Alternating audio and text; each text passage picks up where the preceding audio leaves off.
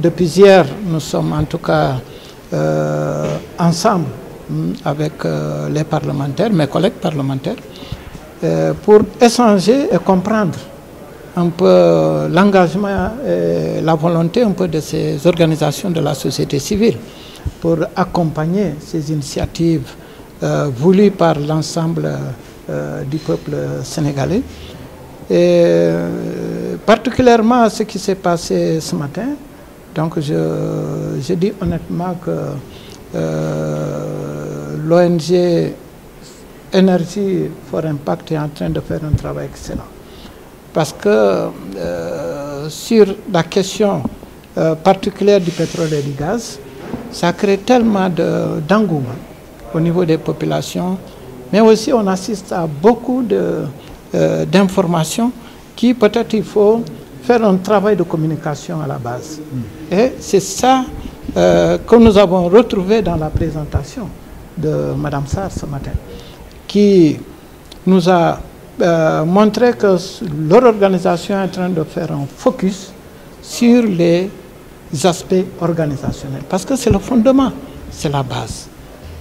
Toutes les capacités de base qui sont mises en tout cas en route, mais aussi en synergie concernant les techniques d'animation pour mieux organiser les populations à la base. Des techniques de communication et d'information pour que les populations puissent avoir la bonne information. Parce qu'une chose est de communiquer, mais ce qui est important, c'est de donner la bonne information pour que les populations puissent, en tout cas, s'approprier et se positionner. La troisième chose, c'est toute cette réflexion prospective sur comment ces populations-là vont s'organiser et prendre en tout cas leurs responsabilités, mais aussi en s'appuyant sur des engagements, sur des questions concrètes pour gérer en tout cas leur avenir. Donc, moi je pense qu'aujourd'hui, c'est une ONG à soutenir, à accompagner pour que ce travail de conscientisation au niveau de la base puisse en tout cas permettre au gouvernement du Sénégal, c'est-à-dire les ministères techniques qui ont en charge d'intervenir dans ce domaine précis, d'aller très vite. Parce que nous sommes à bientôt, peut-être moins de 15 mois du démarrage un peu de l'exploitation du pétrole. On nous dit que les premiers barils vont sortir en fin 2023. Donc aujourd'hui, il faut aller vite. Et pour aller vite, il faut que les populations qui sont dans les zones d'exploitation de ces ressources-là puissent faciliter l'intervention, en tout cas, des autorités administratives et des programmes en charge de ces questions. L'autre élément que j'ai beaucoup apprécié, c'est tout ce travail, parce qu'ils ont fait un travail de ciblage. Cette ONG connaît bien ses cibles. Ce sont les femmes, ce sont les jeunes. Donc, c'est important, mais aussi, elle ne s'est pas trompée. Elle se dit, ok, j'ai mes cibles, mais je dois aller avec d'autres. Tout ce travail de synergie, de complémentarité, de partage avec d'autres acteurs, moi je pense que ça, il faut continuer à renforcer, en tout cas, cet élan de partenariat-là. Parce que c'est seulement en mutualisant nos efforts qu'on peut venir au chevet des populations. Parce que la demande est très forte. Quand on va dans le monde rural, on se rend compte que c'est un chapelet de demandes.